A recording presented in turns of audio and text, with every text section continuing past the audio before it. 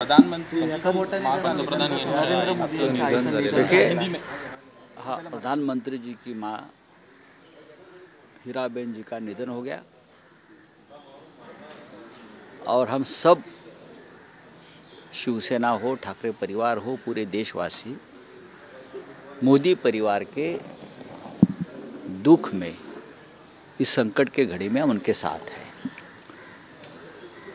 नरेंद्र मोदी जी की माता, उनका जीवन संघर्ष में रहा, हम जानते हैं, और एक ऐसे पुत्र को जन्म दिया जिसने अपने पार्टी के लिए, जिस व्यक्ति ने अपने पार्टी के लिए हमेशा संघर्ष किया, कष्ट किया। फिर वही नरेंद्र मोदी देश के प्रधानमंत्री भी बन गए, देश का नेतृत्व कर रहे हैं। ऐसे पुत्र को जन्म देकर हीराबेन ने इस समाज पे और देश पे एक बहुत बड़ा योगदान भी उनका रहा। जब कितनी भी बड़ी व्यक्ति हो अपने माँ को खोता है तो अनाथ हो जाता है, चाहे वो कितनी भी बड़ी व्यक्ति हो,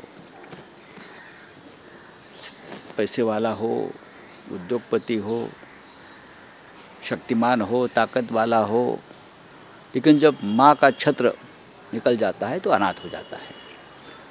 इसलिए चाहे नरेंद्र मोदी जी प्रधानमंत्री और उनका पूरा परिवार के ऊपर जो दुख की घड़ी जो आई है, एक कठिन समय होता है, और हम पूरा शिवसेना परिवार, ठाकरे परिवार, हमारी जनता उनके साथ इस दुख की घड़ी में है। बोला नरेंद्र मोदी पंतप्रधान यांच्या मातोश्री हीराबेन यांचं दुःखद निधन झाल्याचं आज समजलं। कालपासून त्या आजारी होत्या आणि आम्ही सगळे त्यांच्या उत्तम आरोग्यासाठी सगळे प्रार्थना करत होते, पण आज त्यांचं निधन झालं। एक समृद्ध आयुष्य त्या जगल्या, त्यांना उत्तम आयुष्य आणि आरोग्य लाभलं। त्या 100 जवळ येऊन ठेपल्या। हे जवळजवळ त्यांनी एक शतक त्या पूर्ण करत होत्या जीवनाच्या।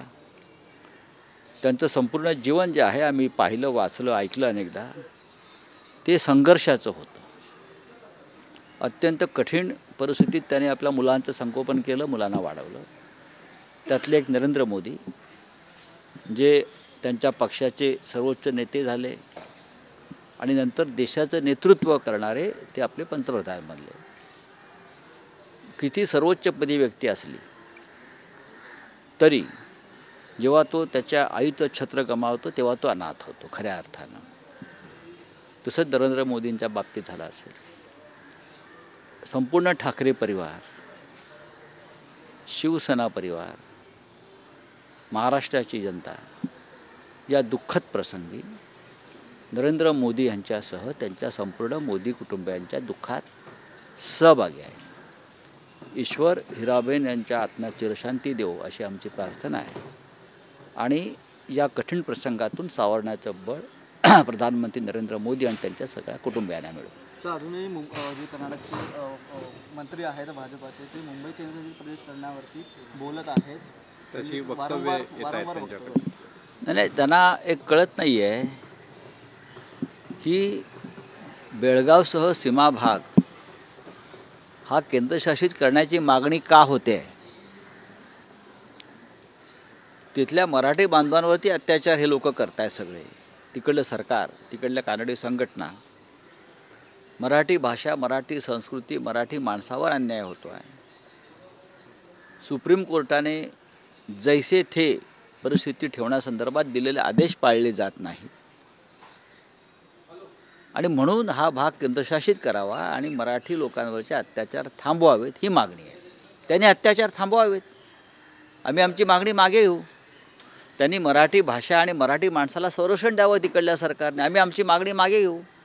या उलट मुंबई ही देशाची आर्थिक राजधानी जरी असली तरी महाराष्ट्राची राजधानी आहे, आणि या मुंबईमध्ये देशातल्या सगळ्या प्रांतातले लोक आनंदाने गुण्यागोविंदाने नांदतायत, खातायत, पितायत, रोजगार कमवतायत, आणि त्यात कानडी बांधवसुद्धा मोठ्या संख्येने। त्यांची आमच्याविषयी तक्रार नाही आहे, त्यांनी तक्रार केली का आमच्याविषयी, महाराष्ट्र सरकारविषयी किंवा शिवसेनेविषयी का आम्हाला त्रास होतो आहे? तिथे आमचे बांधव आहेत. मग केंद्रशासित मुंबई करा ही मागणी करणारे मूर्ख लोक आहेत. जानेवारीच्या दुसऱ्या आठवड्यात मुंबई करने की बात कर रहे हैं. बात ऐसी है, जो लोग ये मांग कर रहे हैं उनको समझना चाहिए कि वो कौन से मांग कर रहे हैं. हम बेलगांव या पूरा बॉर्डर एरिया यूनियन टेरिटरी केंद्र शासित करने की मांग क्यों कर रहे हैं? वहाँ के जो हमारे 20 लाख मराठी लोग हैं उनके ऊपर वहाँ की सरकार, वहाँ के कुछ संगठन एट्रॉसिटीज, अत्याचार कर रहे हैं. मराठी भाषा, मराठी संस्कृति, मराठी मानूस, सबके ऊपर अत्याचार हो रहे हैं. मराठी भाषा और मराठी बोलने वाले के खिलाफ एक मुहिम चलाई जा रही है. सुप्रीम कोर्ट के आदेश के बावजूद ये सब हो रहा है. इसलिए हमने कहा कि अगर ये चलता रहा तो ये पूरा प्रदेश केंद्र शासित करिए. अगर ये सब कुछ मिस्टर बोमई चीफ मिनिस्टर जी रोकते हैं और मराठी लोगों को प्रोटेक्शन देते हैं, मराठी भाषा और मराठी कल्चर को प्रोटेक्शन देते हैं, तो हमारी मांग हम पीछे लेंगे. ये जायज़ मांग है. आप वहाँ प्रोटेक्शन दीजिए, आप उनसे बात करिए जाकर. आप वहाँ के गार्डियन है, आप मुख्यमंत्री, आप गार्डियन है वहाँ के, हाँ, तो आप दीजिए ना. और ऑन द कॉन्ट्ररी, मुंबई देश की आर्थिक राजधानी है, फिर भी ये महाराष्ट्र की राजधानी है. यहाँ मुंबई में देश के सभी प्रांतों के लोग रहते हैं. उसमें हमारे कर्नाटक के भाई भी है, कन्नड़ बंधु भी है, लाखों की संख्या में है. वहाँ उद्योग करते हैं, नौकरी करते हैं, व्यवसाय करते हैं, सब कुछ करते हैं ये. हाँ, बड़े बड़े उद्योग है यहाँ उनके, सब होटल्स उनके हैं. हम जाकर बैठते हैं वहाँ, हमारे भाई है सब. उनकी किसी की कंप्लेंट है हमारे खिलाफ कि शिवसेना हमें काम नहीं करने देता, शिवसेना हमारे ऊपर अत्याचार करती है, या महाराष्ट्र की सरकार कुछ करती है. अगर नहीं है तो सवाल कहाँ पैदा होता है? आप अपने आप को सुधार लीजिए, अपना दिमाग सुधार लीजिए. मुंबई में हम सब लोग या महाराष्ट्र में पूरे देश के लोग रहते हैं और हम सब एक साथ काम करते हैं. विधानसभा अध्यक्षांवर अविश्वास प्रस्ताव जो आहे तो आणला आहे, पण विरोधी पक्षनेते अजित पवारांची सहीच त्या याच्यावर नाही. बघा, तो एक तांत्रिक मुद्दा आहे.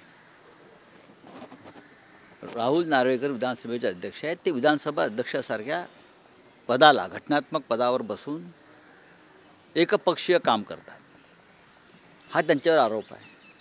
ते विरोधी पक्षांना बोलू देत नाही. ते लोकशाहीचा गळा होता. पक्षाचे कार्यकर्ते असल्यासारखे वागतात, बोलतात, काम करतात. नियम पाळले जात नाहीत. घटनात्मक पदावर बसलेली व्यक्ती राज्यपाल असेल किंवा विधानसभेचे अध्यक्ष असतील महाराष्ट्रात, त्यांनी पक्षपाती वागू नये. त्यांनी नियम, कायदा आणि घटनेचं पालन करावं. त्या खुर्चीवर बसल्यावर तुम्ही पक्षाची वस्त्र आणि पक्षाच्या चपला काढून ठेवल्या पाहिजेत. दुर्दैवानं राहुल नार्वेकर अध्यक्ष झाल्यापासून हे होत नाही आहे.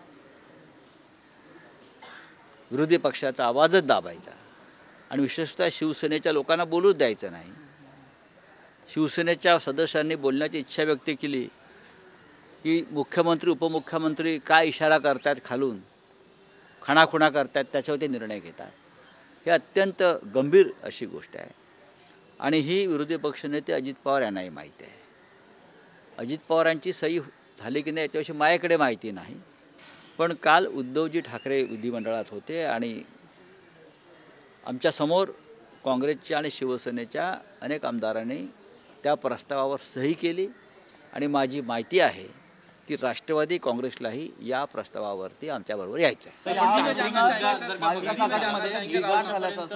प्रस्ताव जो आहे तो अविश्वास प्रस्ताव जो आहे तो आणताच येत नाही, हे चूक अजिबात नाही. विधानसभा अध्यक्षांवरती या आधी कधीही अविश्वास प्रस्ताव आलेला नव्हता. जे कोणी माहिती देत आहे ते भ्रम निर्माण करत आहे. हिंदी में जानना चाहेंगे राहुल नार्वेकर का. देखिए, विधानसभा के अध्यक्ष का एक प्रतिष्ठा होती है उस पद की, चाहे लोकसभा के अध्यक्ष हो, चाहे राज्यसभा के चेयरमैन हो, विधान परिषद के अध्यक्ष चेयरमैन हो.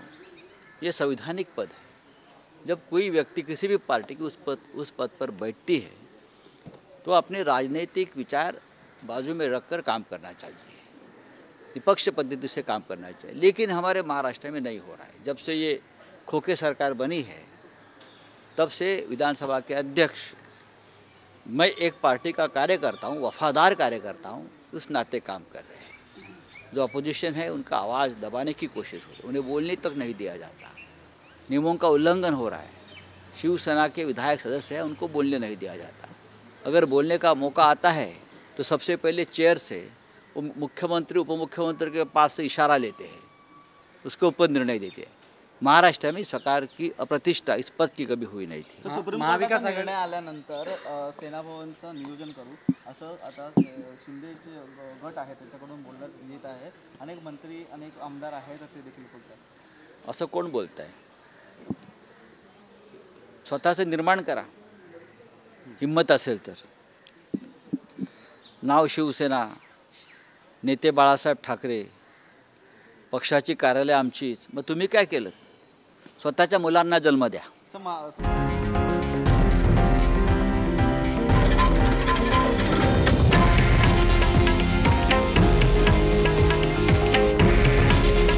हे आहे देशातील नंबर 1 न्यूज नेटवर्क आणि आपण पाहत आहात TV9 मराठी। काळजी तुमची, हित महाराष्ट्राचं।